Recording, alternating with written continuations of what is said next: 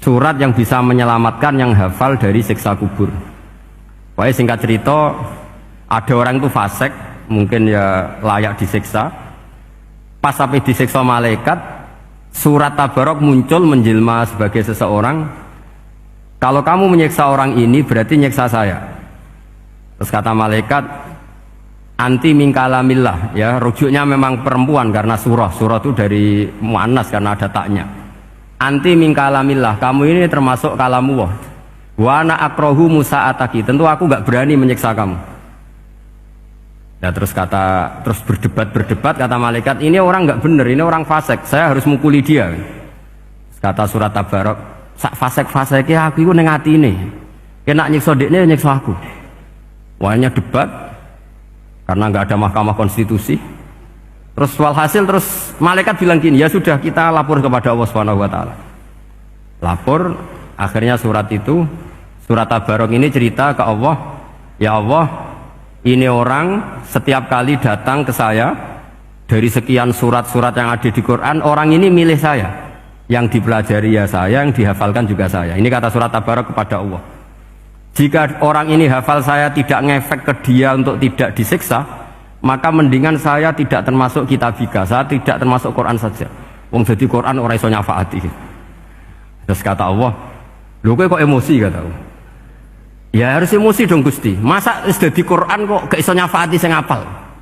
Terus kata Allah, wis aman. Makanya terus banyak orang ngapalkan surat Tabarok. Ya ini sekaligus ijazah nih.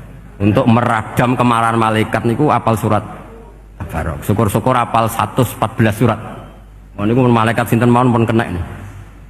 Cukup apal Tabarok. Sehingga adatnya orang-orang Jawa selain apal Yasin itu apal Tabarok. Nah saya itu lama sekali mempelajari bab ini. Ternyata di antara pokoknya itu satu, karena malaikat itu kena aturan fikih. Nggih imut nggih, malaikat itu juga kena aturan fikih. Jika orang hafal Quran itu haram disadui, kita haram menghinakan, maka malaikat juga kena aturan tidak boleh menghinakan orang yang hafal Quran. Dan alhamdulillah di banyak syurahul hadis, hafal Quran itu maknanya tidak harus hafal semuanya. Orang boleh hanya hafal Tabarok, boleh hanya hafal Waqiah. Itu kalau kamu hafal betul, surat ini juga bisa berdiri sendiri mensyafaati Anda. Kayak ini surat Tabarok, beliau matur kepada Allah Subhanahu wa taala. Redaksinya gini, inna fulanan amida ilayya min baini kitabika fata'allamani wa ta'alani. Jadi dari sekian surat yang ada di Quran, orang ini selalu milih saya ya Allah. Jadi gampangannya surat Tabarok, wong saya diprioritaskan orang ini kok saya dingin-dingin saja ketika mau jenengan siksa, ini enggak fair. Apa gunanya saya sebagai kalamullah, sebagai kalamuka ya Allah, kemudian tidak ngefek kepada orang ini.